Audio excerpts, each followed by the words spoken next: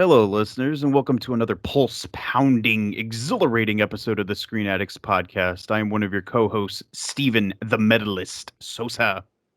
And look who's back. I'm Jerimie the Movie Man. The movie man hath returned.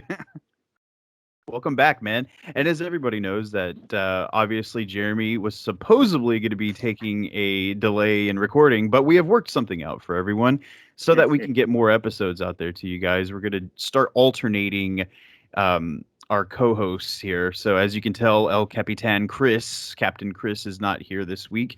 And I said, well, we get kind of busy, so let's have me and you do an episode, me and Chris do an episode, because my working schedule is a little bit more flexible than Chris's, and Jerimie doesn't work until night. So I figured this would be a pretty good way to integrate us all back into the fold. So hopefully Yeah. it works out. We'll see how it goes. But dude, it's good to see you. I know Chris is bummed that he probably doesn't get to see you. But you know what? You guys live in the same town. You guys can I go hang know. out and do whatever y'all want all the time. I can't. I can't get to Yeah. see you guys as much. But yeah, it's good to see you, man. And as you can tell by my nickname, the Medalist, we are going to be talking about some Olympic style films, Olympic inspired films, or OlympFLIX this week, as we, since it is the Olympics, and Uh, figured, we like to keep it in tune with the times. And before we do that, we have our typical segments, like our recently watched segment. So, Rome, go ahead, man. What have you recently been watching? oh, let's see here. I watched that HBO documentary on Woodstock '99. Mm. That was some good stuff. Mm-hmm. I bought that pay-per-view back in 1999 when it came on. And the pay-per-view cameras didn't show anything compared to what was going on at Woodstock '99. That was a mess from beginning to end, and it ended horribly. I watched It, that as well, and I think it's interesting how, and they even kind of talk about the original Woodstock and how they gloss over all of the really nasty, crappy things that took place as well, and they just kind of romanticize the event as Woodstock '69 because in pop culture, it is looked at as this glamorous, peaceful festival of music and a gathering of sorts, and uh-huh. it probably wasn't. And I think that Woodstock '99, obviously we were in high school when that took place, so we're not about to go get our asses all the way up to New York to go see it. So yeah, much like yourself, I watched it on pay-per-view, and it's interesting all of and I did like how it talked about the things that they chose to show. Like if there was a Yeah. girl flashing, boy, Oh, did they not look away from that. And of course, we're in high school. We're like, yeah. And they go into like the whole girls gone wild mentality of viewership. And I thought, damn it, I feel like a pervert now because that kind of that kind of centered on us in high school and just like any boy would. And I uh-huh. thought that was kind of funny how they get into that. And it was just such a great documentary. And I guess Music Box, which is produced by Bill Simmons and The Ringer, they're going to be doing a couple of episodes of different, things that chronologizes something that took place within the music industry. And man, that Yeah. was a great first episode. Oh, It, yeah. what other thoughts did you have on Woodstock '99? Oh, man. Yeah. By the time Saturday rolled around at that event, that's when things started going wrong, horribly wrong. And when you got overflowing porta potties, a bunch of 24-year-old white boys that just want to party, and when you got Limp Bizkit and Rage Against the Machine and Metallica back to back to back, bad things are going to happen. And bad things started happening. And by Sunday night, everything burned down. So, I thought the part where those kids were swimming in the mud pits, or so they thought were mud pits. I oh, thought God. that was disgusting. Apparently, the porta potties had overflown. They weren't uh huh. being evacuated. And so basically they were just swimming in shit. And I thought Yeah. that is so nasty. And I thought, okay, I was a little kid that played in the mud. How can you not discern the difference, especially when using your senses, that one is mud and one is crap? Like I couldn't, I don't know. I Eh, don't know. Maybe just because everybody stunk by day eh, two. That, oh God. And the shower situation they had was pathetic. And having it on a army base, that was probably mistake number one. right. Because what were they talking about? The asphalt rather than the Oh grass. God. The Yeah. asphalt increased the temperature by 15 degrees in the Y- midday, which is like scorching hot. And And you're already in the middle of August or into July, first part of August, which is the hottest part of the year. And you're in West New York, I guess. Yeah, I guess that's where Rome is. yeah, And it's up north. yeah, it was just, oh God. And I did like how they concluded the episode with the founder of Woodstock talking about doing a Woodstock 2020 before the shutdown of everything. And I think Yeah. people thought the better of it. Well, I don't know. They did kind of go into the whole aspect of how festivals are ran now. Like Coachella, apparently, you don't ever hear anything too bad about Coachella. I guess it's a lot more organized and Yeah, they know how to do it. right, the availability of food and water is a lot better. So, Yeah. but yeah, the guy, oh gosh, and then the guy taking a bath in the water that you're supposed to be drinking in was just Ugh. disgusting. I was like, come on, man. I guess he didn't want to wait for the showers or the showers were overcrowded. So he said, oh, here's a giant bucket of water. I'm just going to go sink my body into this. Oh, it was nasty. So gross. Yeah. It was that whole weekend was a mess. So what else you watching, man? Oh, let's see here. I watched Black Widow like most people did. A lot of people, definitely the Yeah, biggest opening post-pandemic, that's for sure. yeah. Eh, I thought it was pretty good. I, it was better than I thought it was going to be. Sure. It is how I looked at it, and fine. That was Black Widow's story. Moving on, I and thought, because I watched that one as well. Much like yourself, I thought it was really good, and I think the thing that pulled me in was the supporting cast because I like Florence Pugh, I love Rachel Weisz, I really like David Harbour. So I'm thinking, okay, you bring in these characters to be integral to the plot. Yeah, it's gonna work out a lot better. And I've never been a Black Widow fan, never been a Scarlett Johansson playing Black Widow fan, and it was always interesting how they somewhat Americanized the character of Natasha Romanoff because she was a yeah, Russian soldier. Like she's very, Kep, I am Natasha Romanoff, like very Russian. And then in the movies, I don't even think she speaks a hint of Russian dialect, even in her debut in Iron Man 2. So I yeah. I was don't always kind think of she disappointed. ever had the Russian accent. No, probably not. But that movie was good. And since we're gonna bypass headlines for the most part, did you hear about her suing Disney for I guess apparently what it is that her contract stated that she was supposed to get back in points of the box office grosses. So since they distributed the film not only theatrically but also on Disney Plus, I Right? guess she's not making money off of the Disney Plus numbers because her contract states that it's box office numbers only. So that Oh, that streaming avenue takes a major chunk away from the box office avenue. So their counter arguments like, oh well, we're only giving you money off the back end of the box office and not, streaming's different. That's totally different. They made $60 million on the initial weekend of that streaming service alone. uh-huh. So I mean, it's pretty crazy how much money she was out. And my argument is like, come on, like how much money, how much more would it have meant, if like what's 10 million to 15 million? I don't know. I don't know the numbers. I don't know her percentage. But her thoughts like, well, I'm done playing the character because spoilers, she's dead in Avengers Yeah. Endgame. So and they did nothing in the Black Widow movie to allude to the fact that she's like time traveling or something to preserve the life of her character. So it's funny how Yeah.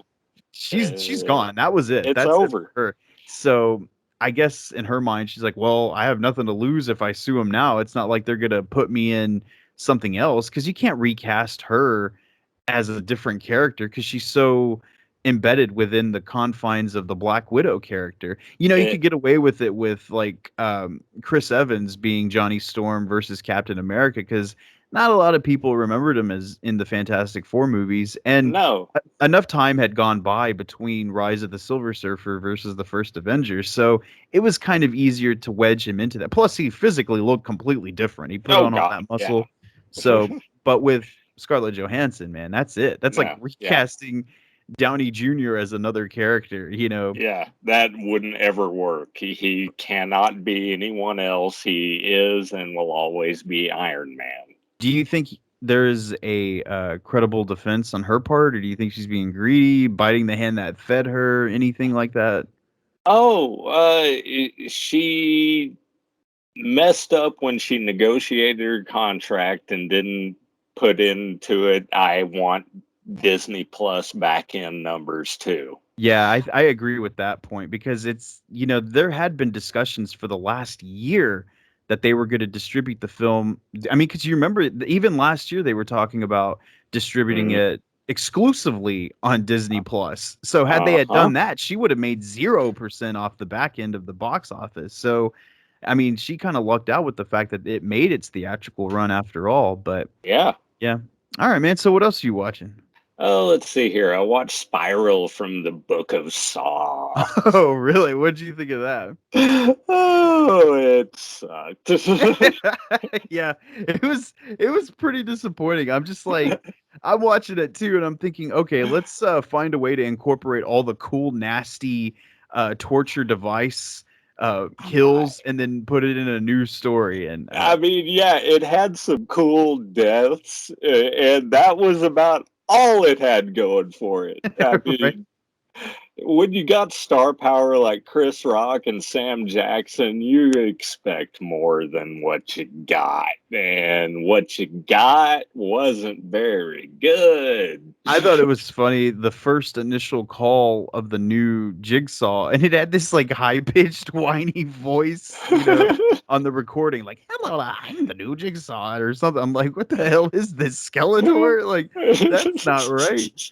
But Yeah. you know, some of the kills were good if you're looking at it from a gore perspective, but Yeah. there weren't That's, that many of them, to be honest with you. There was only like 3 or maybe 4, and I don't know, yeah. I thought that was kinda disappointing, but I don't know, and it obviously leads its way to a sequel, so I don't know if they're gonna sequelize it or if it's just gonna be I, I'm done. sure it's a one and done, and that's that. Well, because from a critical audience perspective, it wasn't very well received, and No. obviously it released in theaters to, I don't know, like, maybe it made, like, $20 million, so Yeah, I don't know. which probably made its money back as low budget as those things are. So, Probably. So, yeah. So what else you got, man? oh, finally, I watched the Tomorrow War with Chris Pratt. Oh, yeah. Yeah. That was actually a pretty fun movie. Yeah, I agree. You see a trailer like that and it looks kind of, oh man, what's this generic another sci-fi kind of movie? But I was really entertained. I don't know if it's because I loved that cast or the It was a concept of the story was pretty different too. You know, I thought that was pretty good. Yeah, it wasn't bad. It seemed okay. People from the future showing up. Our people are dying, so let's send you people to die now. Right. I guess their mentality is like, well, the end of humanity is inevitable. We might as well just rush the process along. I Yeah, like well, those white spikes too. oh The yeah, aliens were crazy. they were cool. You know, they reminded me of the Edge of Tomorrow aliens. Like they're very Mhm. chaotic and unpredictable as far as their movement. And I'm thinking, Yeah, how are you even killing these things? Like you can't even lock down a target. And I guess they said, what is it, like in between the eyes or under the neck or so, I don't know. But I yeah. was like, how could you even see that? They're moving so fast. But yeah, I thought that was really good too. That was all I got. All right, man. Well, let's see. I much like you, I had Spiral, Black Widow, Woodstock '99. I'm gonna go old for a second, and I rewatched The Talented Mr. Ripley, and I was listening to another podcast, the Rewatchables podcast. It has a catalog that backdates 3 years, so I've been listening to every single episode of theirs, and I kind of wonder how I missed out on it to begin with. But I'm doing it at fast speeds, so that way I can catch up to all the episodes. And I'm already into the 2020s. So one episode was The Talented Mr. Ripley. And I said, I haven't seen that since we were in high school. I'm going to go ahead and I'm going to watch it. So I got it and watched it. And I thought I started it kind of late at night. It's a 2 hour and 15-minute movie. And I said, okay, this isn't going to last very long. I'm probably going to pass out in like 15 minutes because I'm so tired. Dude, I ended up watching the entire thing. I sat through that entire movie and I was just captivated by it. I don't know if it's because it had such an amazing cast of Matt Damon, Kate Blanchett, Jude Law, Gwyneth Paltrow, and my boy Philip Seymour Hoffman. And I don't know. I was so into it. I haven't stopped talking about it. I was telling Sonya, I said, I'm gonna buy this on Blu-ray. I don't know why I rented it. I should have bought it on Blu-ray because I want to watch this again. I totally understand like how good it was now. Back then I thought it was kind of boring. I don't know. It wasn't the right audience at the time. But yeah, highly recommend rewatching that one if you haven't seen it.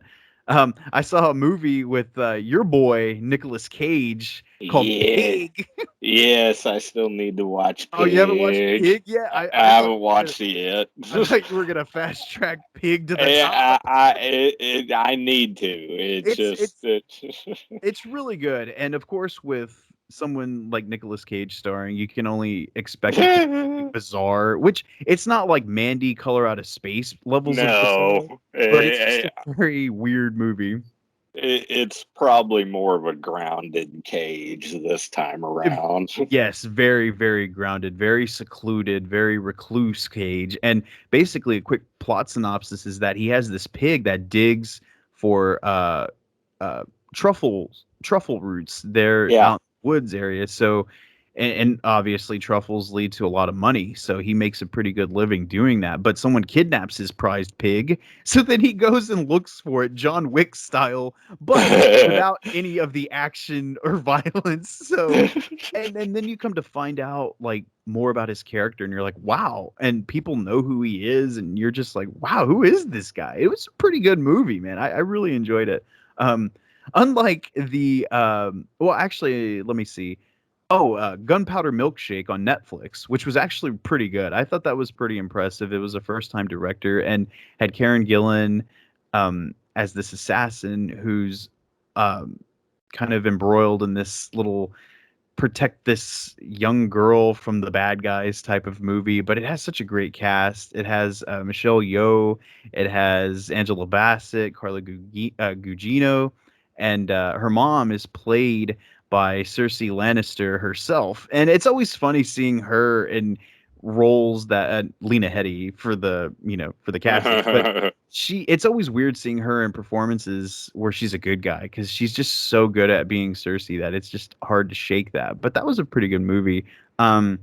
Disappointed in Snake Eyes, the G.I. Joe Origins film. Don't exactly know what I was expecting watching something like that. But man, if you want to talk about a movie that is generic, the definition of the term, it was that movie. Like there's nothing new to it. I felt like I was watching the Wolverine at some parts. And it just, the story was so weird. That's not Snake Eyes at all. And he just, I don't know. Maybe it was the guy that they casted, that Henry Goulding, who's really good in other stuff like The Gentleman and Crazy Rich Asians, but as this like action samurai badass Snake Eyes, I just did not buy that at all. But and the stunt work wasn't really impressive. Like they weren't really doing anything that was, oh my gosh, that was crazy. Very much grounded in comparison to the first new G.I. Joe movies. But this one apparently is a new origin story. I don't know if they're setting up a new G.I. Joe movie or what they're trying to do, but it was okay. And as far as movies, Space Jam: A New Legacy. LeBron. LeBron James made Michael Jordan look like Denzel Washington. And So good bad. Lord. Oh, it's funny because like I remembered seeing LeBron James in Amy Schumer's movie, that Trainwreck, and he's actually Yeah. pretty good in that. And I thought, okay, well, he's not bad. So I thought going into Space Jam, he'd be okay. But man, I don't know. That was pretty bad. But the movie was okay. His performance was bad. The movie ends up okay. It's fun from a visual standpoint. The pop culture references are out of this world. Has a Friday Night Lights reference in there that I died, loved it, of course. That locked me in. Naturally. That right there made the whole movie a 5-star movie. Yes. But and a couple of television shows. I finished Money Heist just in time for the final season this September. Ted Lasso season 2 just premiered on Apple Plus, and of course they're doing the one episode a week thing. So I don't know. I might let it build up, but I just couldn't help it. I said I was going to let it build up, but I just had to push play. Uh, Doctor Death on Peacock was good, based on the famous podcast. The Capture was good. Oh, Loki. Loki was. We just finished Loki as of this morning, actually, and pretty good stuff, man. That the Marvel television series, they're hitting home runs, hitting them out of the park, man. And Yeah, that's one I need to get to too. yeah. Well, let me ask you. My final one is Masters of the Universe Revelation. I've read all about it. Mm, I haven't watched it yet. yeah, I'm going to watch it. It's just I yeah, I wasn't the biggest He-Man fan ever in the early '80s I anyway. I So loved Masters of the Universe and I loved He-Man. And so even the Dolph Lundgren movie I loved, as bad as it ends up becoming. I still love all He-Man properties, but this one, boy, this one takes some big swings. And I think from a perspective of people that are anticipating it being a He-Man story, it's not. It's actually a no. Tila story. And a lot of people are like kind of pissed about that. Like, it's about He-Man, blah blah blah. I'm like, well, there's a reason why it's titled Masters of the Universe and not like He-Man and the Masters of the Universe. It's about the world of Eternia and its inhabitants. So if you can get past that, I think you'll be okay. But man, I was like, wow, that's pretty shocking stuff. I definitely wouldn't give it a gold medal, but maybe a bronze medal, if you will. Which was a perfect segue for our OlympFLIX. Yay. Okay, man. So the Olympics are in full swing right now. And hey, let me ask you something. Did you hear about the Simone Biles stuff? Yes. Isn't that crazy, man? I feel really bad for her. For starters, it's like, you know, okay, well, for one, the fact that they're penalizing her points because she's so far ahead of the rest of the competition is just laughably insane. The fact, if I was a competitor, I would want to not compete on those grounds alone, because, and apparently she was a victim of sexual assault, all this other stuff, and just her mentality is just deteriorating, and she had to pull from the event. But man, I saw a tweet or something the other day that my sister-in-law shared, and it's like that would be like telling Tom Brady that he only has 5 points for a touchdown that he throws instead of six.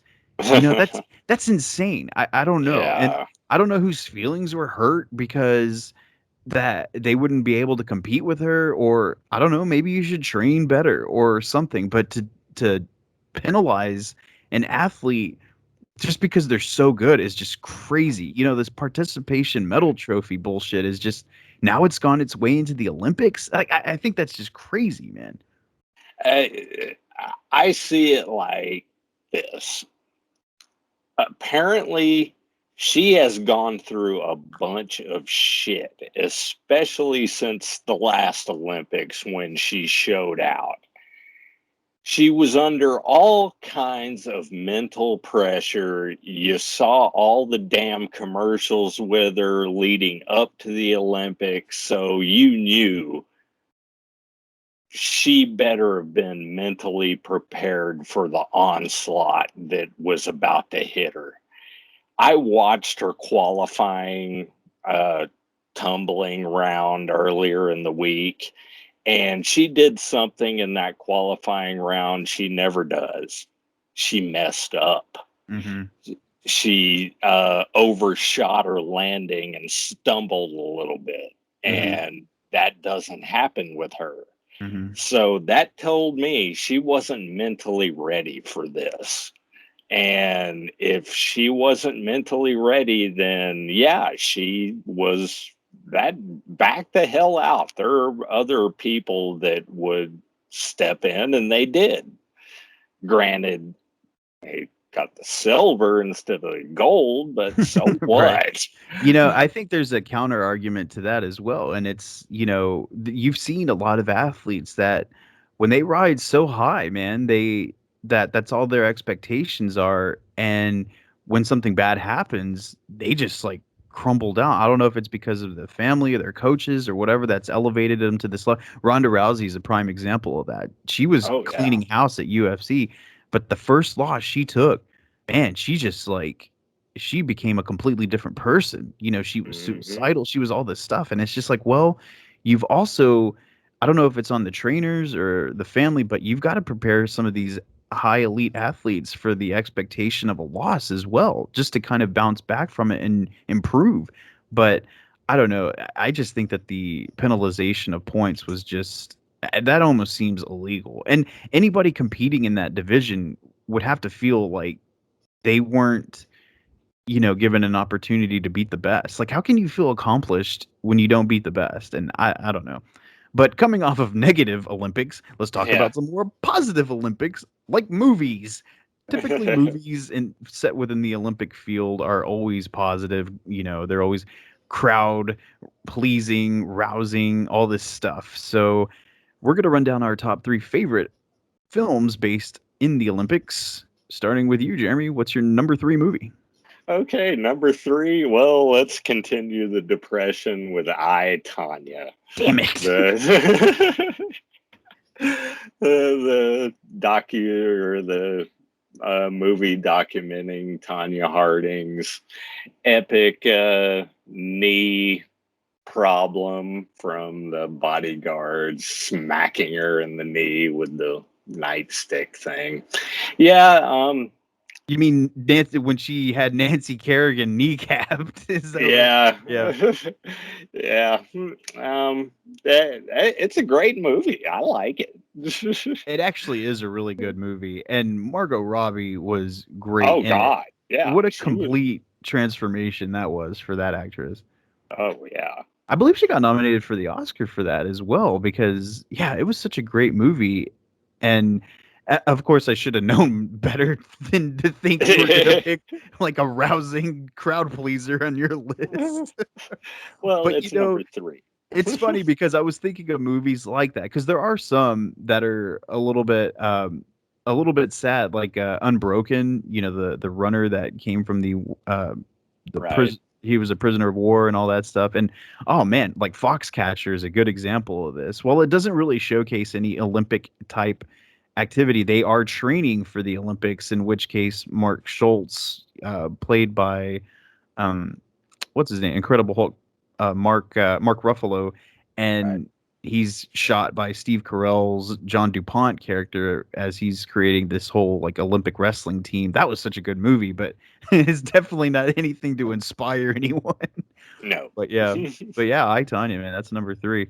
Yeah. My number 3 also takes place on the ice. It seems like a lot more winter movies are the Winter Olympics are a lot more happier than well, I guess it seems like a lot more Olympic movies set on the Winter Games are a lot more prevalent. But They my really number are.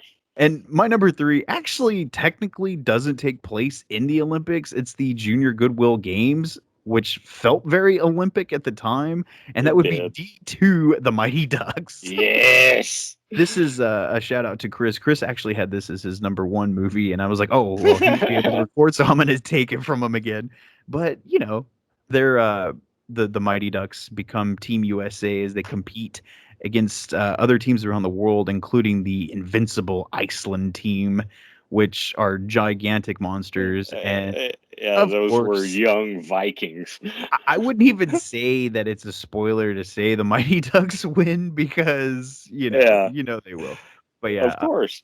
always loved that movie. I always thought it was funny how it was set in Los Angeles and they're all around Beverly Hills and stuff. And I'm like, is this winter or summer? What's going on here? But yeah, number 3 is D2 The Mighty Ducks. Okay, so what's your number 2 movie? Number two, I'm gonna go with Munich. Mm. And it's really not about any Olympic Games. It's about the bombing that happened in 1972 at the Olympics, and then the revenge plot thereafter to Mhm. get back at those guys. So yeah, that and Spielberg does it great. It's a wonderful movie. It's a great movie. Well, And that opening scene of that movie where the terrorists are killing the Israeli athletes. I think it was 11 athletes died. Some of those scenes were just shocking because of the violence was so brutal. And I was like, holy shit, this is so gory. But, I think that Spielberg is good about incorporating realistic graphic violence into the confines of his plot because, I mean, you kind of have to if yeah. you want to make a point. And man, I love Munich. I almost had that on my list too, but you took it from me. So I was, and this was kind of last minute for you, so I didn't want you to have to scramble to pick another one. But And plus, when I realized I haven't watched many Olympic movies. right, right. Okay, well, yeah, Munich. It's always good to have Spielberg out there. But my Yeah. number 2 is a newer film that came out a couple of years ago called Eddie the Eagle, and man, this is such a great movie. I mistakenly thought it was a Matthew Vaughn movie, but it was actually Dexter Fletcher, who was in Lock, Stock, and Two Smoking Barrels. He wrote and produced this movie about Eddie the Eagle, the long jumper played by Taron Egerton, who's trained by Hugh Jackman in the movie. And, a lot of people don't really talk about it because I don't think a lot of people even know or remember it. It wasn't a hit when it came out. Should have No. been. It's fantastic. I love that movie. But yeah, Eddie the Eagle. I highly recommend you watch it. Okay, so before we get into our number ones, do you have any honorable mentions you would like to drop? Honestly, no. No, no, okay, yeah, I didn't think so. This was last minute again, but Yeah. I luckily I wrote some out. I have the ice skating duo flicks of Blades of Glory with Will Ferrell and Napoleon Dynamite himself. Right. The Cutting Edge, which is actually a really great movie from the early '90s with DB Sweeney and Moira Kelly, where a hockey player, I can't remember if he gets kicked out of the NHL or the U.S. hockey team or whatever it is because he's a slacker, but um, he's hired to be what do you call it? Is it tandem skating or the duo skating? What is that? What's that called? Like not I tandem. forget. I don't know, like team skating or something where you have your pairs and Yeah. that she's a bratty girl that kind of needed a partner, so he steps in, and their dynamics are so opposite that they obviously are going to fall in love as they compete for the Olympic gold medal. But yeah, I highly recommend The Cutting Edge. It's old, but it's still good. A couple of feet races movie like Race, which was the Jesse Owens story that came out a couple of years ago, and I have to admit I still haven't seen it. I haven't seen Race. It's the one with Jason Sudeikis in it. I Yeah. kind of forgot about it. Maybe I don't know. I don't know why. I need to go back and watch that. Yeah.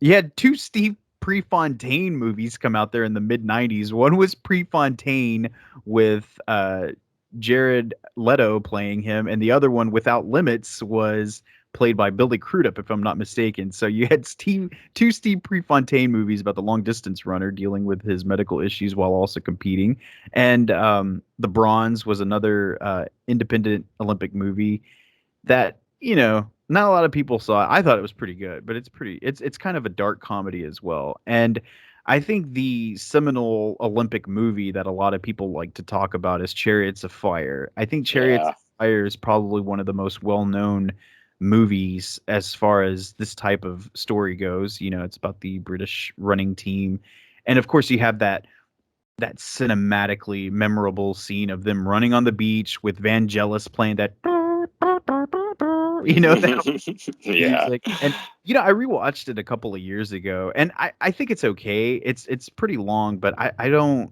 really. I guess from a filmmaking standpoint, it's shot beautifully. It looks great. The acting performances are great. I'm just not particularly a huge fan of it. I don't revere it quite as highly as other people do. But yeah, Chariots of Fire is pretty well known Yeah. for being the first. But all right, man. So what do you have for your number one? Number one. Well, let's go entertaining, and you can't get any more entertaining than Cool Runnings. Cool Running. I mean, again, Winter Olympics bobsled team, but still, it was friggin' great. That this movie, I love this movie. John Candy, of course, is great as usual, and the supporting cast, all great. 100% agree, man. I'm hosting trivia again, and for the second round we do video or we do clips from movies and stuff, and I actually chose a clip from Cool Runnings because it's my favorite. I love that movie. That could easily be on my number one, probably on a lot of people's number one list, at least top three when you're talking about movies like this. Yeah. Such a great movie, and that Disney formula works so well with it because it's not overly saccharine, if you will. It's crowd pleasing enough. They go through enough struggle, and I don't know. I just love that movie, man. It's such a great movie. Senka, you dead? Yeah, man. You know, just Yeah, like man. all of this stuff, and yeah, as you Yeah. said, the cast is perfectly casted. Oh, Each, yeah.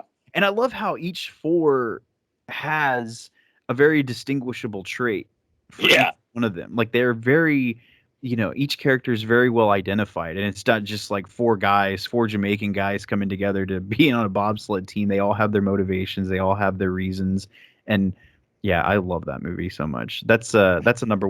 Probably should have ended on yours instead of mine, but I didn't think about that. And Oh, well.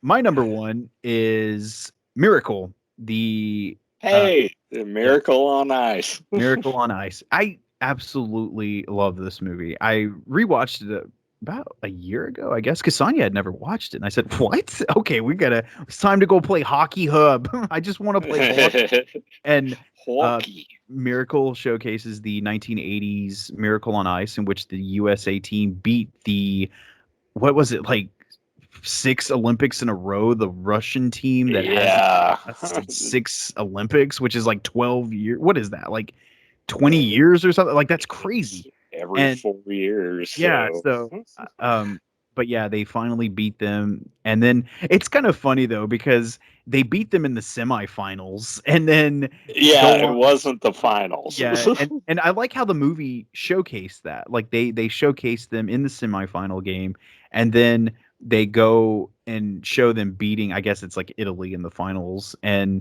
how shitty would that have been if they had beaten the Russian team, but then they couldn't beat Italy in the finals or whatever team it And was? That they would have get silver instead of gold. right. I love that movie so much, and Kurt Russell in it has quite a good turn in it because usually Kurt Russell's playing these pretty brash and goofy characters at times, and but when he wants to be serious, man, like Wyatt Earp, he could be really serious. And as Yeah. Herb Brooks, the coach, he was very good and loved his hair, loved his outfits. I love the cast, and yeah, Miracle highly ranks up there as like one of the best hockey movies, period. And um Gavin O'Connor, who went on to direct movies like Warrior and The Accountant, and he recently just did The Way Back with Ben Affleck. I'm like, man, this guy's really good at filming sports photography. You know, he's really good at that, moving the camera right where you need it to be, and it's just such a great movie. But yeah, man, I guess that's it for our Olympic run, if you will. I feel like we got the gold here, as we usually do. Yes. And of course, Chris is missed, and we will probably see him next week or the week after. And Rome, I just wanted to say thank you. Oh, but before we do our sins off and stuff, everybody, please if you haven't already, subscribe to us on every single podcasting network. We're on everything. Anytime, anywhere you listen to podcasts, we are there. You know, we're even on Podbean, iHeartRadio, even places that you think don't even have a podcast. We are there. That's just how far we've come with this wonderful show. And have a couple of web pages. Go to Instagram, search Screen Addicts, Twitter at screen_ADDICS. And of course, Facebook, you can just search Screen Addicts Podcast and we're there. We also have a Facebook fan page where we have a lot of interactivity, if you will. People post stuff and you can just join Screen Addicts Fanatics, send a request, we will approve it. And Jerimie, do you have anywhere that you want to plug, man?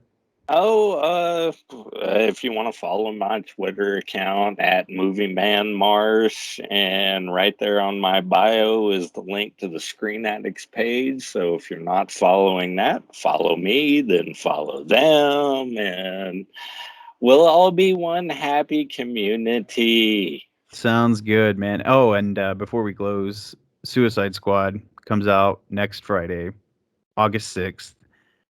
I cannot wait to see Indeed. that movie, man. Apparently, it's already ranked higher than every superhero movie ever made, including The Dark Knight, which is fun. I'm sure it'll drop because, you Of know, there's always course. people out there that won't understand something like that. But still, man, it's pretty exciting. It's gonna be awesome either way. I can't wait to see what James Gunn unleashes, since he's getting to do something Marvel wouldn't let him do. He's bringing his trauma features to a big budget comic book movie. This is gonna be great. And for anyone who's ever listened to our show knows that me and Jerome here specialize in that trauma dreck, man. It's the badder the better. And if King Shark, if all he does is go around and biting people's heads off, perfect. He probably will because he has hand. And All right, man. Well, thanks for joining us this week, and we will probably see you in 2 weeks. And maybe every once in a while we can get together on the weekend or something so we can have the three amigos back together. And I don't know, we'll figure it out. But until then, thank you everyone for listening, and adios, amigos. Good evening.